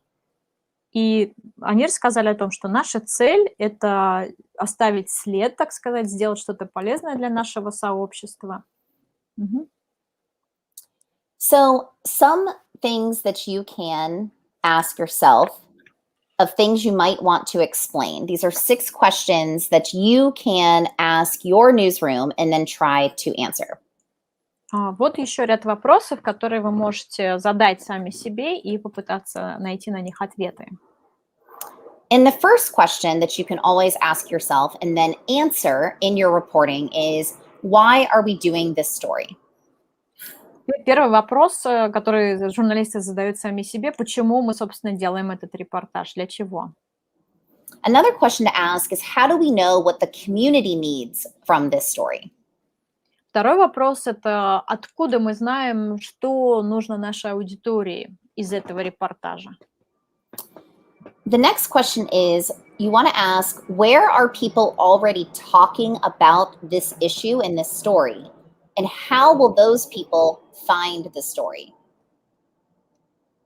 Следующий вопрос– это где люди уже как бы обсуждают эту историю, вернее, этот вопрос или эту проблему, и как эти люди, которые интересуются этой проблемой, найдут наш репортаж? The next question is, you want to ask yourself, what do we hope will happen as a result of this story? Are you hoping that a lot of people see it, or are you hoping that it makes impact into a law or a regulation? Каким образом вы хотите повлиять на ситуацию? Что вы хотите, чтобы было результатом этого репортажа? Вы хотите, чтобы его увидело как можно большее количество людей? Или вы хотите, чтобы ситуация каким-то образом изменилась? Или что? The next question is, you want to ask, what do we wish the community knew about our goals, motivations, and processes surrounding this story? Следующий вопрос, что мы хотим, чтобы наша аудитория знала о наших целях, о нашей мотивации, собственно, самом процессе вокруг создания этого репортажа. And the last question is, what complaints or accusations are we likely to hear after we publish the story? И последний вопрос, какие жалобы или какие обвинения, может быть, мы, скорее всего, услышим после опубликования этой истории? То есть какую критику мы предвосхищаем? And the reason we're asking these questions about the stories that we publish is this can help determine where you're going to share this story, what things you might add to the story to explain how you did your work. И почему мы задаем такие вопросы себе? Потому что от ответов будет влиять, где мы хотим разместить эту историю, где мы хотим ею поделиться, что дополнительного нам нужно к ней, так сказать, приложить, да, и что мы хотим про нее объяснить. Some other questions, so those questions basically help a newsroom better serve its audience. И эти вопросы помогают новостной организации делать лучшую работу по тому, чтобы обслуживать свою аудиторию. Newsrooms who ask these questions and then answer them are able to basically grow more and more valuable to their community. И те организации, те журналисты, которые вот задаются такими вопросами и ищут на них ответы, они более успешно развиваются, и они больше завоевывают доверие у своей аудитории. And this is one example of something you could share to gather feedback and or engagement with your audience. И вот пример тоже такого поста, который помогает завоевать внимание аудитории и вовлечь ее в диалог. And what you could do is you can share the best work over the last year, maybe your favorite stories over the last week, and reshare them on Twitter or on Facebook, and then ask people, what did you like best? Вы можете поделиться, например, лучшим репортажем года по выбору редакции, или, может быть, даже недели, или несколькими такими репортажами, и спросить аудиторию, а вам что понравилось больше всего или запомнилось лучше всего?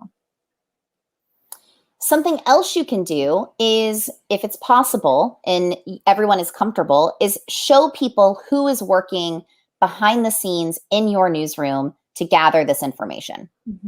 Еще чем можно поделиться, показать свою команду. Опять же, если всем комфортно появиться на публике, да, показать свое лицо, это очень всегда вовлекает аудиторию, посмотреть, вот кто делает эту журналистику, которую они читают или смотрят.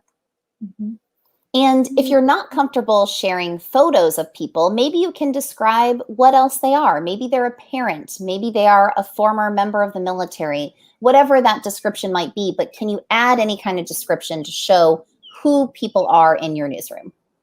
Если людям некомфортно, чтобы их фотография появлялась в публичном пространстве, можно о них просто рассказать вот какую-то деталь, которой им комфортно поделиться, каков состав их семьи, там, может быть, кто-то бывший военный, или еще дать какие-то вот такие человеческие факты, которые позволяют составить такой портрет журналиста. So the other thing you can do with mission statements is you actually can write a mission for your own coverage and the own stories that you personally write.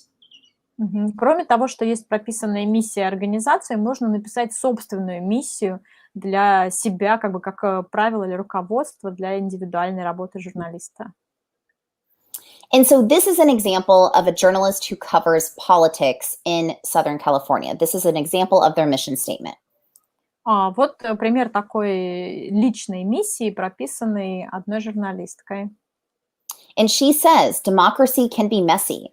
In Southern California, the political system is changing in front of us. Она пишет, что демократия может быть в совершенном беспорядке. В Южной Калифорнии политическая система прямо на наших глазах меняется. She says many voices are shouting to be heard, but I examine who gets listened to and why, and provide a guide to anyone who wants to more fully participate in civic life. И многим голосам не дают высказаться, многих затыкают. А я анализирую, кого мы слушаем, почему, и как бы кого нужно слушать и почему, и даю как бы направление всем тем, кто хочет больше вовлекаться в жизнь гражданского общества. This is another example from a reporter who covers public safety. Это еще один пример такой индивидуальной журналистской миссии, которую написал журналист, освещающий общественную безопасность. And he says, I explore a continuing disconnect between law enforcement officers and the community they serve, also looking when reforms have worked and where tensions remain. Я исследую взаимоотношения и тот разрыв диалога между правоохранительными органами и тем сообществом, которым они служат. И я смотрю, как бы анализирую, где реформы сработали, а где остаются моменты напряжения. This is another example of someone who covers immigration and emerging communities. Еще один пример от журналиста и журналистки, которая освещает проблему иммиграции. And she says she's going to deepen the understanding of how immigrants are changing the region and how Los Angeles changes immigrants. И я хочу, она пишет, рассмотреть, как иммигранты меняют страну своего проживания и как она меняет их, и как меняется определение американцев. And so what these individual mission statements do is they allow the community to better see what your goals are with the stories you cover. And it makes it easier for them to think about, why might I contact this reporter? Now I know what they cover.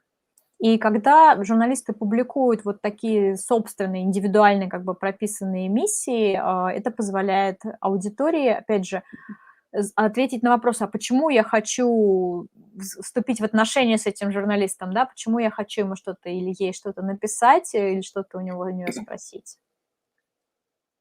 So a good mission statement should include a couple different things. Mainly, though, it's the why, the how, and the what. Хорошо прописанная миссия, она включает элементы, это ответы на вопросы зачем, как и что. And when you talk about the why, it's the reason you do what you do.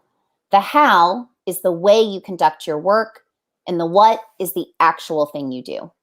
То есть есть ответ на вопрос «зачем?», то есть или «почему?», но скорее «зачем?», причина, почему вы делаете то, что вы делаете, как, то есть каким образом вы делаете свою работу, и что вы, собственно, делаете. And so once you have a mission statement, either for your news organization or for yourself, the next question is, where can you share this? И когда у вас есть прописанная миссия как для организации, так и для каждого журналиста, то встает вопрос, где ею лучше поделиться. The easy places are they can be shared with your staff bio on your website and something that maybe is linked when someone clicks on your name on your byline.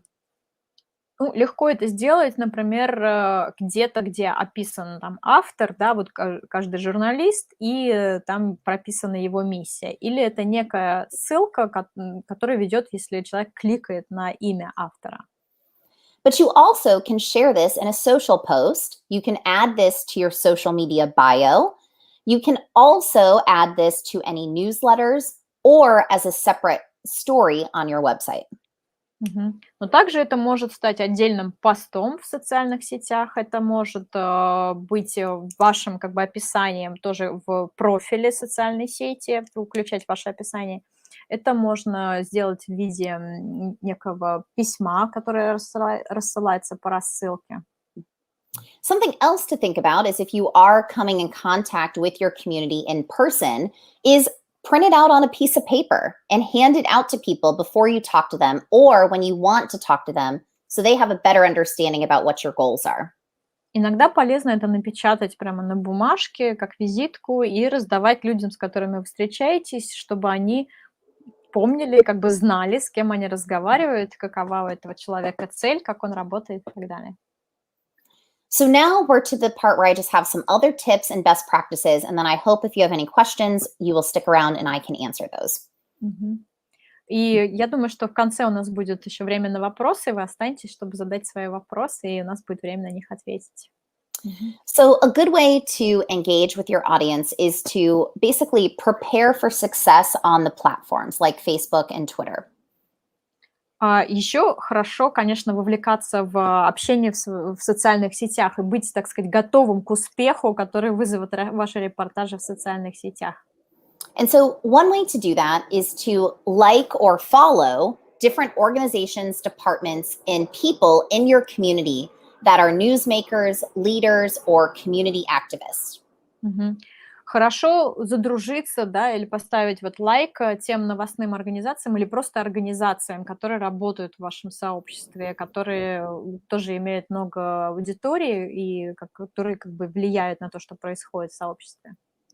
This includes following other journalists that might be covering topics like you cover so you can know what they might be reporting on. Мгм. И даже полезно ставить лайки и зафрендживаться, как бы, или фоллоу делать тем журналистам, которые в других изданиях работают, потому что вы можете тогда увидеть, над какими историями работают они, да, и понять, как бы, пульс аудитории. And you're going to do the same thing on Twitter. You're either going to follow these people or you're going to create a list on Twitter and add them to a list so you can go to that list and see the content they are sharing. Мгм. И то же самое можно делать в Твиттере. Можно как бы зафолловить этих людей, да, журналистов и организации, либо сделать такой список, куда они все попадут, и потом вы просто открываете этот список и видите последние новости, последние посты от этих людей и организаций.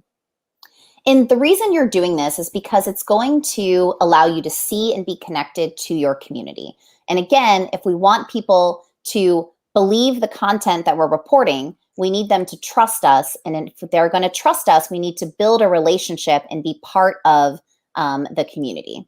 Мгм. И опять же, все это помогает нам вовлечься в взаимоотношения с аудиторией, развить их, да, и развить то доверие, которое аудитория нам уделяет, потому что взаимоотношения, они всегда включают доверие. Another great practice is if you aren't live tweeting or live streaming or live sharing events happening in your area, I would highly recommend to start doing that. Еще рекомендация состоит в том, что если вы еще пока не делаете живые стримы в Твиттере или в других социальных сетях, я очень рекомендую начать это делать. And the reason is because you can reach a larger audience and people are using these platforms to get real-time information. Это очень полезно, потому что таким образом вы вовлекаете большее количество зрителей, и люди получают непосредственную актуальную информацию. Live tweeting in particular allows updates very quickly. It allows you to quote people. It also allows people to see everything in one stream so they can read it almost like it's a news story. You mean that tweeting, not videos, but like Tweeting, texting? yes, if you're Just- tweeting on Twitter. Mhm. Мгм. Ага, то есть, когда вы пишете что-то вот в процессе развития истории, на самом деле не стрим не в плане съемок видео, да, а в плане вот репортажа с места события в Твиттере, когда вы пишете посты. Видно, что человек может проследить историю, ее как бы развитие по вашим твитам. The other thing you can do is have a calendar for your newsroom that has community events or public events so that when it is hopefully safe to do, even without COVID, you can go and meet people in your community. Мгм. Еще полезно вести такой календарь в редакции, на котором будут в который будут занесены общественные какие-то праздники или какие-то мероприятия, события, да, те, на которые, ну, в пандемии сейчас безопасно пойти, чтобы, опять же, встретиться со своей аудиторией непосредственно. And some other kind of best tips and practices are about how to talk about what your goals are on social media. И еще рекомендации, вот каким образом можно рассказывать про свои цели в социальных сетях. And so in this post, the newsroom explains what their goals are with COVID coverage. And they specifically say they will not be allowing any misinformation or disinformation to spread. And if they see it, they will be deleting it. Мгм. И вот эта организация провозгласила в посте, что мы будем бороться с дезинформацией. Если мы увидим какую-то неточную информацию или дезинформацию, мы ее уберем. And so in this next example, this is another way to ask a question of your audience kind of in a daily story. Мгм. И еще вот такой пример, как можно просто в ежедневном репортаже задать вопрос аудитории. And so this is a text box that they added to their website. And they basically just said, life has been upended by the coronavirus. Tell us the questions you want answered. Мгм. И они разместили вот такую текстовую коробочку, да, текст-бокс, и сказали, что коронавирус и пандемия изменила нашу жизнь. Расскажите нам, о чем вы хотите, чтобы мы вам рассказали, о чем вы хотите, чтобы мы провели расследование. Задайте нам вопросы, на которые вы ищете ответ. And the last example I have of how you can ask for feedback is by simply saying, was this information helpful or was it not helpful? And Мгм. that simple question can really help you see what do people think of the stories we're creating. И одна из завершающих рекомендаций — это вот просто напрямую спросить, задать вопрос, была ли эта информация вам полезна или она не была полезна. И просто даже вот ответ на такой вопрос поможет вам получить обратную связь от аудитории. And so I'm going to stop sharing my screen. And then if there are any questions, I would be glad to answer any. Мгм. Сейчас я перестану делиться презентацией. Если есть какие-то вопросы, то с удовольствием отвечу на них. Спасибо огромное, Линн. Да, у нас есть вопросы, и у меня даже есть свои, поэтому Ага. Yes, we приступим do have к ответам. questions, and Oksana has her own questions. Okay. Прежде чем я открою вот вопрос, который задала Анна Колесникова, нужно предупредить Линн, что в России по закону СМИ отвечают за все комментарии, которые опубликованы на сайте СМИ. И существует практика 2 предупреждений, после которых отзывается лицензия. Yeah, Lynn, we probably have to let you know that in Russia, the legislation entitles the media to be responsible for every comment that is put on the media's website. And after like 2 warnings, if they're like bad comments, you can be deprived of your license. Got it. И, собственно, вопрос. Ага. Is that just for the websites or does that apply to the social platforms as well? А к социальным сетям... Websites, okay. К социальным сетям это не относится, да, если аккаунт у медиаорганизации в социальных сетях? No, just for websites. So many media organizations had to close their comment section. Оксана, ты можешь зачитать, я переведу с устного? Хорошо. Значит, Анна рассказывает. Мы были рады комментариям, но сейчас по ряду юридических причин, одна из которых, я думаю, вот я объяснила, вынуждены от них отказаться, как и многие другие СМИ. Сейчас разговор с читателем возможен только в соцсетях. Мне кажется, что там ты не можешь навязывать свою политику. Этот вопрос был, когда Линн рассказывала про создание своих манифестов и своих правил комментариев в сообществах. Там действуют только правила соцсети, то есть, там, условно, правила Фейсбука. Ну, смотри, а когда группу создает, там же можешь прописать И правила? не отвечай на вопрос. Ага. Это ты отвечаешь на вопрос, ты не задаешь его. So we were happy to receive comments, but now for some legal reasons we had to, leave this opportunity as many other media organizations. Now our dialogue with our audience is possible only in social media. But I think there you cannot sort of impose your own policy. There you have to comply with the platform's policy. So actually, no, you can, as a page, like if you have a page, you can decide if you want to delete someone's comment from your page or from your comments. And so, yes, Facebook has their own rules, but you can have then community guidelines is what we like to call them. Ну, на самом деле вы можете не то что навязывать, но как бы проводить свою политику. Да, у Фейсбука, например, есть свои правила о том, что он удаляет, а что не удаляет, но также, если у вас есть страница вашей организации или некая группа, вы можете свои правила прописать, почему вы можете удалить комментарий, например, вы можете заранее это объяснить. And so in that case, let's say you wanted to remove content from your post or block someone from your page. They might still be allowed on Facebook, but they're not allowed to post content in your space, on your page or your group. И если, например, вы хотите заблокировать кого-то, или у вас есть правило, согласно которому вы заблокируете вот такого-то пользователя, это не значит, что он не сможет заходить на Facebook, да? Facebook его не блокирует, он может оставлять комментарии в других местах, но он, например, не сможет больше оставлять комментарии на вашей странице. И я хотела бы вот просто показать Анне вот Сила Медиа Клуб, куда мы сейчас в том числе и транслируем нашу встречу с Линн.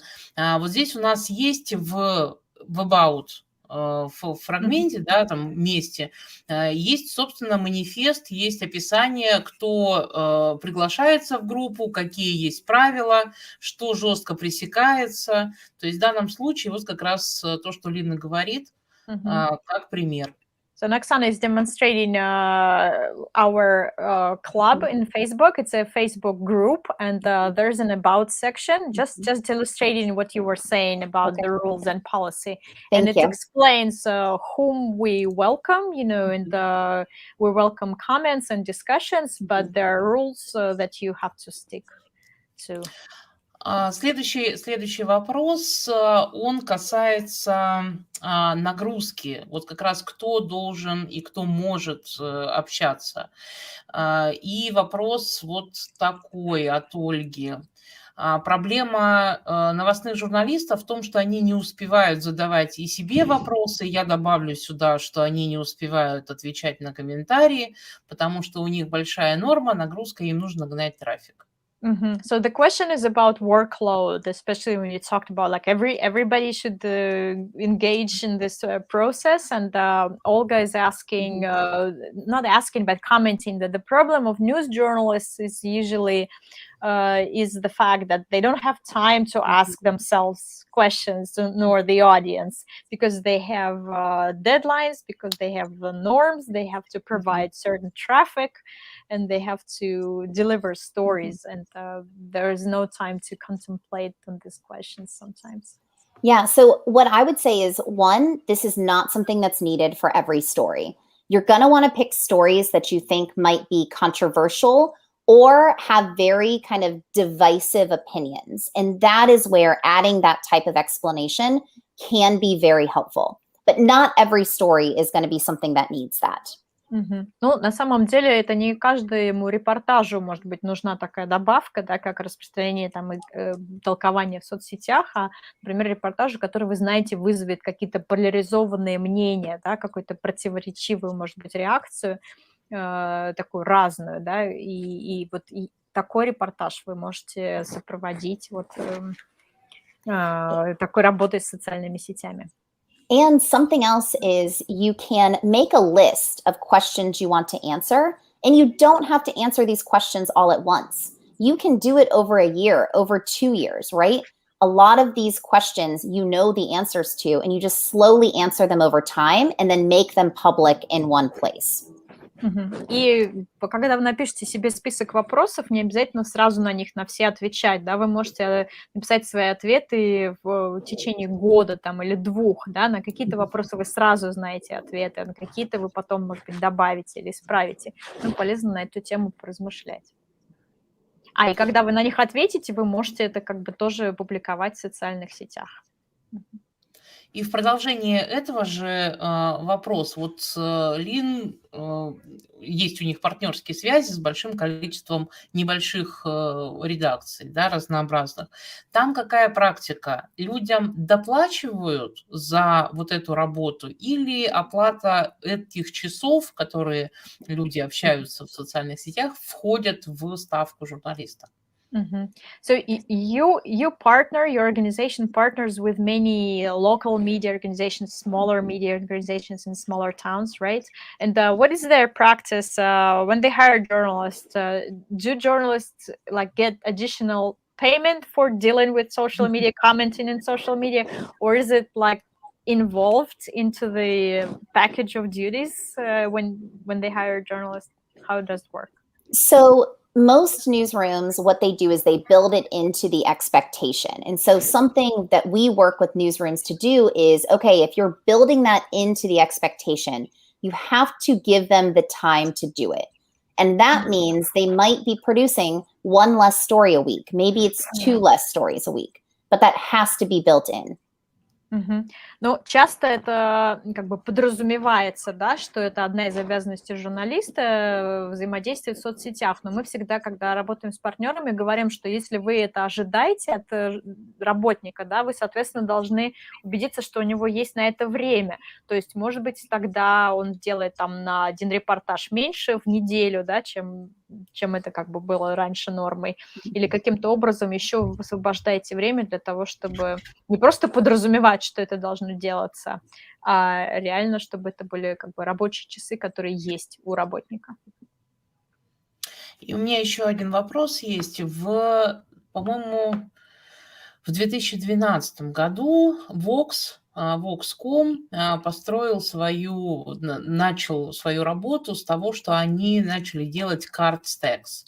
Это ответы на вопросы, объяснительная журналистика. Но сейчас они отказались от этой практики, сославшись на то, что это очень большая нагрузка на журналистов, и у них не получилось сделать вот энциклопедию ответов на пользовательские вопросы. Вот какое мнение у Линн о такой формате журналистики, как карточки? So Oksana thinks probably in 2012 or around this year, Vox.com decided to invented this new form of journalism as text cards where they answered certain questions. And then as we know, if we're not mistaken, they dropped this idea because they said we failed to create an encyclopedia of answering the audience questions or something like that. What do you think about this practice, about those cards as a form of journalism? So I think it works really well on social media platforms. I think on your website or on television, probably not as well. But on social, especially on Instagram, we have seen newsrooms be actually very successful with posting a big card with a question and then posting several images afterward with answers. Мне кажется, это очень хорошо работает для социальных сетей. Может быть, не так хорошо для веб-сайтов, обязательно, и особенно телевизионной аудитории, но мы видим, что в социальных сетях вот карточки очень бывают успешными. Мы видели, например, как в Инстаграме новостная организация, они размещали карточку с вопросом, за которой следовали фотографии или как бы карточки с ответами, и это очень хорошо работало с аудиторией. Отлично. Ну и тогда последний вопрос я задам. Вот по опыту общения с зарубежными журналистами. Вот мы часто сталкиваемся, что журналисты у нас не хотят коммуницировать, не хотят задавать прямые вопросы, может быть, чего-то боятся. А есть ли вот, наблюдает ли Линн эти возражения и эти отказы от прямой коммуникации с аудиторией, как обосновывают журналисты этот отказ и как можно его преодолеть, что можно посоветовать таким журналистам? Ты имеешь в виду в Штатах или вообще в разных странах? Штат, Ага, ага. да. So, as you're now working internationally, we here sometimes face the problem that journalists are very reluctant to like face the audience, ask direct questions, or get direct answers. Is it sort of our problem, or do you face the same issues in the United States, and how you deal with it, how you solve this sort of denial or reluctance? Yes, so we see the same thing here in the US. And to me, I think it's really interesting that as journalists, we ask so many questions. We expect so many people to be open with us, yet we are not open with the people we serve. And I think we need to get over it. And it's kind of frustrating. And I think it's been part of the culture of journalism overall. But if we want to build these relationships, we have to be willing to be contacted. We have to be willing to talk publicly about what we do and how we do it. Супер.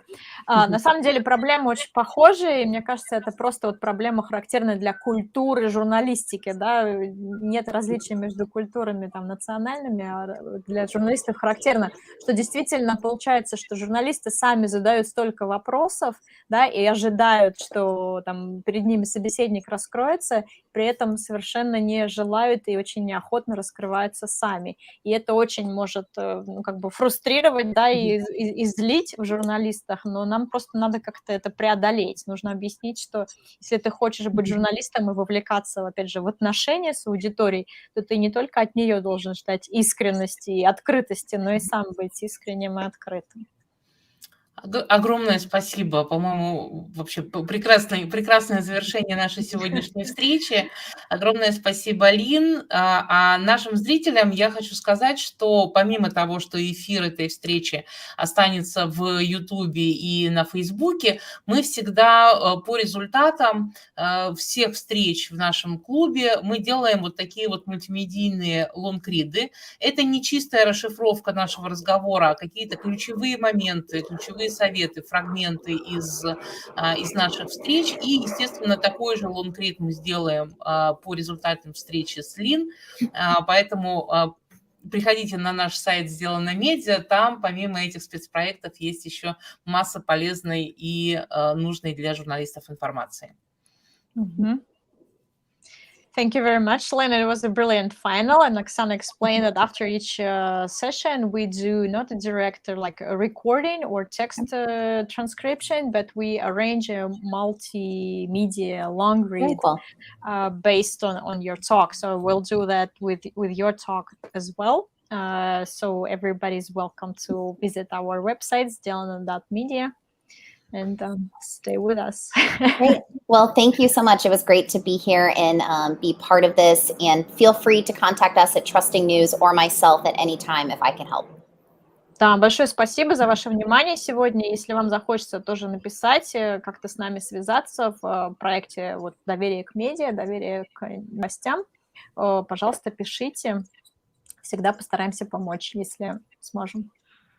Спасибо огромное. Все, наша встреча закончилась. Хорошего дня, Линн. Прекрасного вечера в России. Пока-пока. Yeah, Lynn, have a good day. Russia, have a good night. Thank you. Thank you very much.